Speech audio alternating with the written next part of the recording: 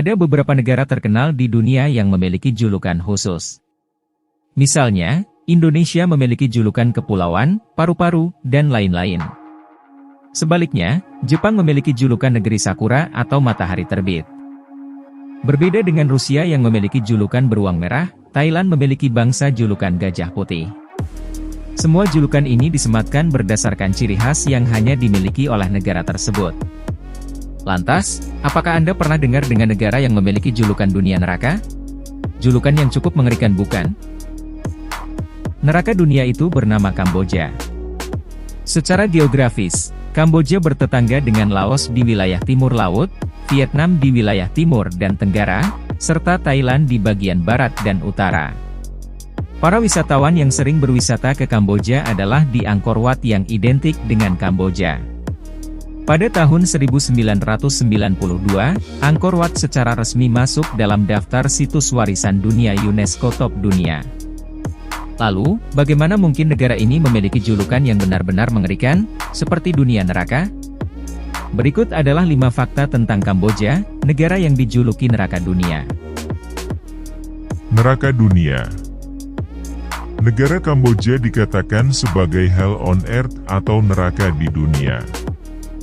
Mengapa Kamboja dijuluki seperti itu?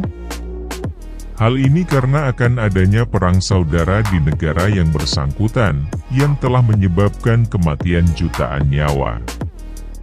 Fakta unik tentang Kamboja ini terjadi begitu saja, karena Perang Vietnam terjadi pada tahun 1960. Meskipun demikian, Kamboja memilih netral di bawah Raja Norodom Sihanouk.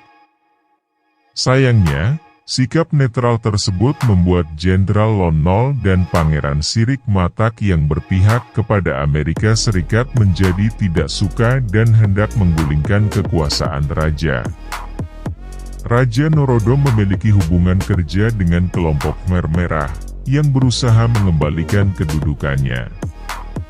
Hal inilah yang menyebabkan timbulnya perang saudara di negara Kamboja. Kejahatan genosida. Pada tahun 1975, Khmer Merah memenangkan perang tersebut, yang mengakibatkan nama negara diubah menjadi Republik Demokratik Kamboja, yang diketuai oleh Pol Pot. Genosida merupakan salah satu bentuk terorisme yang membahayakan hak asasi manusia karena dilakukan untuk menaklukkan kelompok masyarakat tertentu, atau bahkan seluruh masyarakat sendiri. Khmer Merah selalu kejam. Mereka akan berurusan dengan semua orang yang tidak sepaham dengan mereka. Dan tak terkecuali, wanita-wanita sering menjadi korban pemerkosaan. Tidak ada ide-ide sosial yang bisa eksis selama Khmer Merah berkuasa. Kemudian, harta kepemilikan pribadi juga dilarang. Rakyat tak boleh memiliki perhiasan. Kanibalisme. Khmer Merah berkuasa antara 1975 hingga 1978 di bawah kepemimpinan diktator bernama Pol Pot. Sebelum menjadi diktator, Pol Pot bekerja sebagai guru dan berpendidikan tinggi. Karena berpendidikan tinggi itu, ia menyadari bahwa orang yang berbahaya dapat menjadi saingan dan mengancam kekuasaannya.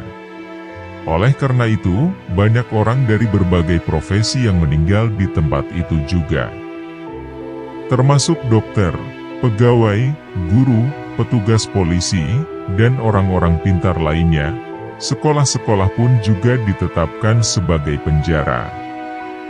Setiap orang disuruh bekerja sebagai petani dan patuh kepada Khmer Merah. Mantan tahanan Khmer Merah, Mou Pou, sempat mengungkapkan situasi mengerikan yang terjadi di sana. Seluruh tahanan tersebut bernasib sangat mengenaskan. Mereka harus dianiaya setiap hari dan dibiarkan kelaparan. Kematian merupakan jalan satu-satunya yang diharapkan oleh para tahanan tersebut. Kanibalisme juga lazim di dalam penjara tersebut. Ada kurang lebih 2 juta orang yang meninggal dunia akibat kekejaman Khmer Merah. Dunia pun mengakui kekejaman Khmer Merah dan menyebut Kamboja sebagai neraka dunia. Indonesia membantu Kamboja merdeka. Kamboja memiliki hubungan yang erat dengan Indonesia. Untuk merdeka, Indonesia telah membantu Kamboja dengan buku-buku perangkarya perwira militer Indonesia. Karena itu, calon perwira di Kamboja harus belajar dan dapat berbicara bahasa Indonesia. Indonesia diketahui mengutus pasukan perdamaian ke Kamboja yang bertugas untuk mengawasi keamanan dan perdamaian di sana di bawah perintah PBB. Pada tahun 1972, Komando Pasukan Khusus, Kopassus, Indonesia sudah membantu melatih pasukan komando di negara Kamboja untuk peperangan Perang Saudara. Buku karangan perwira Indonesia pun banyak dipelajari oleh calon prajurit di sana, sehingga calon perwira harus menguasai bahasa Indonesia. Nah, demikianlah sedikit ulasan sejarah negara Kamboja yang sangat mengerikan.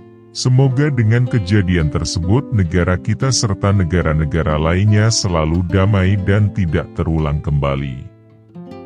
Sekian dan terima kasih.